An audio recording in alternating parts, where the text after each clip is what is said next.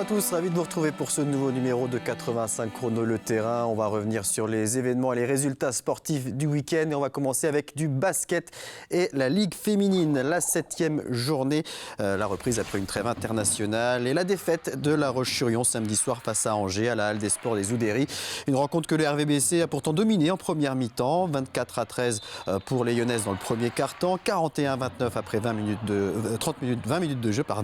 Mais au retour des vestiaires, l'équipe de Manu Body perd le contrôle face à des Angevines qui haussent leur niveau de jeu. Angers remporte le troisième quart-temps 23-8 et prend l'avantage 52-49. En fin de match, La Roche mène de nouveau 74-73 et pense tenir sa victoire. Mais un dernier panier à 3 points de Patterson permet aux Angevines de s'imposer sur le score de 76-74. C'est une 4e défaite pour le RVBC qui est 7e au classement. Le prochain match de championnat, ce sera samedi soir sur le parquet de Basketland. Mais avant cela, il y aura un match d'Eurocup mercredi soir face aux Espagnols de Guernica. Une rencontre à suivre en direct sur TV Vendée. Basket toujours avec la Nationale 1 masculine, la 13e journée, la dernière de la phase aller et un derby entre les Sables d'Olonne et Challans. C'était samedi soir à la salle Beau Séjour. Un début de match à l'avantage des Sablais qui évoluaient en blanc. Des Sablais qui creusent l'écart face à des Chalandais en manque d'adresse. 8 points d'avance pour les Sables à l'issue du premier quart-temps, 23-15. Dans le deuxième quart-temps, les locaux accentuent leur avance en alignant notamment 11 points d'affilée. Le VCB est un ton en dessous et à la mi-temps, ce sont donc les Sablais qui sont devant au tableau d'affichage avec 11 longueurs d'avance, 40-29. Réaction chalandaise dans le troisième quart-temps. Les joueurs d'Antoine Michon retrouvent de l'adresse et ce sont eux désormais qui mènent les débats. Après 30 minutes de jeu, Chaland ne compte plus qu'un point de retard sur les Sables, 51-52. Mais Chaland ne parvient pas à maintenir le rythme et à l'entame du quatrième quart-temps, ce sont les Sablais qui vont de nouveau creuser l'écart en inscrivant un 6-0, 58-51.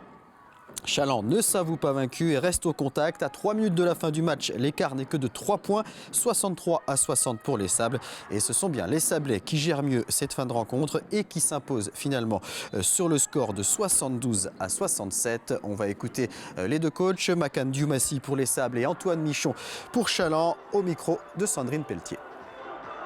Comme tous les derbys, c'était électrique, on le savait. On s'attendait à un match pas évident, ce fut le cas. C'est un match à flux tendu. On savait que la moindre erreur pouvait être fatale. On a eu des erreurs, ils en ont fait. On s'en sort pas mal, on s'en sort à 2 possessions d'écart. Mais bon, c'était une grosse équipe qu'il fallait... on savait que c'était difficile de les jouer maintenant, ils sont au complet. Ils se sont, on va dire, ils ont signé de nouveaux joueurs. Ils avaient vraiment une armada. Pour nous, c'était important, vraiment vital de gagner chez nous, en plus d'avoir un public comme ça, à guichet fermé. On n'a pas été à la hauteur du derby en première mi-temps en particulier, parce qu'on se rappelle toujours des actions finales, mais voilà, on a été plutôt dominé sur cette première rencontre dans l'intensité. Au deuxième quart-temps, on ne défend pas, on ne fait même pas des fautes. Voilà. Et puis après, par séquence, on est revenu dans le jeu pour finalement échouer à très peu de points. Mais nos attitudes, notre comportement, cet esprit collectif, voilà, même si bon, sur 2-3 shoots, on peut peut-être recoller. On a quand même 2 très beaux shoots ouverts à 3 points qui permettaient d'égaliser. Mais voilà, je pense qu'on n'a pas été à la hauteur de ce derby-là pour moi. Et on va regarder le classement de cette poule de National 1 avec 6 victoires et 7 défaites pour les Sables d'Olonne, 8e au classement. Chaland est 12e avec 4 victoires pour 9 défaites. La phase retour débutera le 4 décembre. Les Sablés accueilleront Rueil et Chaland se déplacera à Cergy-Pontoise. On s'intéresse aux résultats de football maintenant avec le championnat de National 2. La 12e journée, la défaite à domicile des Herbiers face au Puy, 2-0.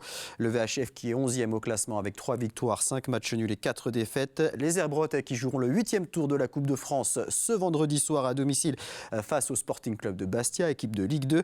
Et le prochain match de championnat, ce sera le 4 décembre face à la réserve d'Angers. À l'étage en dessous, en National 3, on jouait la 8e journée. Et le leader, La Roche-VR, VF a été accroché par Pouzauges, 1 but partout. Les Lyonnais toujours premiers au classement. Pouzauges est 4e. Victoire de Chaland face à la Châtaigneraie, 4 buts à 1. 6e place pour Chaland. La Châtaigneraie toujours 14e et lanterne rouge. Match nul pour le Poiré-sur-Vie à Saumur, 1 but partout. Les Genoux sont 7e. Et puis victoire de Fontenay face au Mans, 2 buts à 1. Deuxième victoire des Fontenaisiens qui sont 11e au classement. La prochaine journée, ce sera samedi avec notamment un autre derby entre Pouzauges et Fontenay. La Roche VF jouera de son côté à Tréguin avec une équipe de National 3 pour le 8e tour de la Coupe de France. La Coupe de France, justement, on la jouait du côté des féminines ce dimanche. Premier tour de la Coupe de France féminine. Et La Roche-ESO qui retrouvait le FC Nantes une semaine après l'avoir affronté en championnat de Division 2. Et bien, même score que lors du match de championnat. Les Nantaises s'imposent 2-0 au stade de Saint-André-d'Ornay. La Roche-ESO qui retrouvera le championnat le 5 décembre avec un déplacement à Lille. Des images de handball maintenant, puisqu'on jouait en National 1 masculine ce week-end, la 8e journée. Et Pouzauges avait à cœur de se reprendre devant son public de la salle de l'Étoile samedi soir. Le PVHB qui restait en effet sur une défaite très décevante chez la Lanterne Rouge Bordeaux, 24-17. La tâche était loin d'être aisée samedi soir pour les Pouzaugais en noir. Face à eux se présentait l'équipe du Cercle Paul Bert de Rennes, 2e au classement avec seulement une défaite. La rencontre a été extrêmement disputée. Dans les 20 premières minutes, il n'y a jamais eu plus d'un point d'écart entre les deux équipes. Pouzauges réussit à faire le break et à prendre 3 longueurs d'avance, 12-9 puis 13-10. Les Rennais alignent 3 buts et égalisent à 13 partout. Finalement, les Vendéens rentrent au vestiaire avec un but d'avance, 15-14. Portés par les très nombreux spectateurs de l'Étoile, les Pouzaugais font de nouveau le break, 16-14, 19-17 et 21-19 après 40 minutes de jeu. Le match est très intense. Le PVHB est toujours devant au tableau d'affichage. Rennes ne parvient pas à contrer les attaques vendéennes. 3 longueurs d'avance pour Pouzauges à 5 minutes de la fin. 29-26, les Pouzaugais qui manquent la balle de plus 4 et Rennes recolle au score, 30 partout et passe même devant à moins d'1 minute du buzzer, 31-30. Enrique Plaza Lara ne tremble pas sur son penalty et égalise à 31 partout. La dernière possession rennaise ne donne rien. C'est donc un match nul à la fois satisfaisant et frustrant pour les Pouzaugais. On a en tout cas assisté à une belle opposition dans une chaude ambiance. On écoute les deux entraîneurs. On accroche un bon nul, c'est vraiment ce qu'il faut retenir. On a vraiment mis les ingrédients et les joueurs ont répondu vraiment présents dans plein de domaines, que ce soit dans le combat mais aussi dans la justesse technique et tactique. C'est vraiment hyper intéressant pour le cycle qui nous attend, qui va être très, très compliqué à vivre sur les 4 prochains matchs. C'est un point de gagné. Depuis le début, on a beaucoup d'inconstance dans notre jeu et on a un point de gagné ce soir comptablement, puis un deuxième point sur la constance de la rencontre. C'est vraiment, on a produit du jeu, quoi, et c'est vraiment ce qu'il faut retenir. La salle a vibré comme jamais. Le club s'est donné les moyens pour vraiment passer un cap dans la structuration et le public est là pour répondre. Enfin, il y a un beau spectacle à Pouzauges et vraiment, franchement, il faut venir le voir, ça vaut le coup. C'est magique de jouer des matchs comme ça, c'est chouette, c'est pour des moments comme ça qu'on s'entraîne tous les jours et qu'on fait du sport. Donc félicitations au club de Pouzauges pour être capable d'organiser un événement comme ça. Les joueurs prennent du plaisir, je pense, tout le monde. Et après sur le match, symptomatique de notre début de saison, on n'arrive pas à gagner à l'extérieur. Notre 3e match nul d'affilée un petit peu sur le même registre, une difficulté à défendre, on prend beaucoup de buts. Et on sait que ces matchs-là, à plus de 30 buts, ça se joue à la fin un petit peu à la loterie, quoi, de savoir l'arrêt en plus, le but en plus, le poteau, pas le poteau. Donc voilà, je suis un petit peu déçu qu'on n'ait pas réussi à se mettre à l'abri. Ceci dit, à la vue du match, je pense que le match nul est logique. Et à noter que l'entraîneur Pouzaugais Jean-René Aragon sera l'invité de 85 chrono le vestiaire ce soir à 18h50 en compagnie du joueur Gauthier Mvumbi. Pouzauges toujours 11e au classement à égalité avec Saint-Cyr 10e. Le prochain match ce sera à Granville samedi avant la réception de Saint-Cyr le 4 décembre. Chez les filles, en National 1, encore une victoire importante pour La Roche-sur-Yon, vainqueur de Côte-Basque samedi sur le score de 28-27. Un 8e succès en 10 journées qui permet aux Lyonnaises de grimper à la 3e place du classement, à égalité avec Mios 2e. Prochain match samedi à Chambray. En National 3 masculine, lors de la 8e journée, le Slam s'est imposé à Bléré 25-23 avec 3 victoires, 1 nul et 4 défaites. Le Slam est 8e au classement et recevra l'Entente Sarthe Pays du Mans samedi prochain. Et puis en National 3 féminine, toujours en handball, la 8e journée, la large victoire de La Roche-sur-Yon face à Issoudun 38-15. Les Lyonnaises sont 2e. Défaite à domicile en revanche pour les Herbiers face à Saint-Nazaire 32-20. Les Herbretaises sont 3e. Prochaine journée le 4 décembre. On passe maintenant au rugby, au championnat de Fédéral 3, la 7e journée et le FC Lyonnais qui recevait Trignac. Le leader a vaincu ce dimanche au stade Henri-Desgranges. Les Lyonnais en rouge et blanc qui ouvrent le score à la 4e minute avec une pénalité de Genot, ça fait 3-0. Trignac réplique avec une pénalité de Chotard et égalise 3 partout.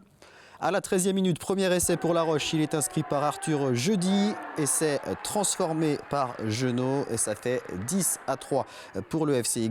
Les Vendéens qui poursuivent sur leur lancée avec un deuxième essai 5 minutes plus tard. Cette fois, c'est Eddy Vincent qui aplatit dans l'embut. Genot transforme, ça fait 17-3. 33e minute, le FC Lyonnais obtient une nouvelle pénalité. Thomas Genot inscrit 3 points supplémentaires. On en est à 20-3 pour le FCY. Mais dans la foulée, les Trignacais inscrivent leur premier essai grâce à Yael Le Perron. Essai non transformé. 20-8 pour le FC Lyonnais, c'est le score à la mi-temps. En début de seconde période, Trignac réduit encore l'écart avec un deuxième essai inscrit par Dush. Essai non transformé. 20-13. Il faut attendre la 70e minute pour voir le score évoluer à nouveau. Troisième essai lyonnais inscrit par Thomas Renaud. Transformation de Genot, ça fait 27-13 pour La Roche. Et puis 3 minutes plus tard, Trignac inscrit à son tour son troisième essai par Billard. Transformation de Leroy, 27-20. On en reste là. Après Saint-Malo, le FCY s'impose de nouveau face à une des équipes de tête. On écoute les deux coachs. Avant d'arriver ici, on est certain que ça va être très dur contre une belle équipe de La Roche. Mais je crois que le résultat, c'est juste. Parce que La Roche, il a montré un peu plus de vitesse, l'enthousiasme, spécialement aux zones de ruck. Et le défense est un peu plus vite que nous. Et à cause de ça, c'était impossible pour nous d'avoir le ballon vite. Tout notre ballon, c'est lent.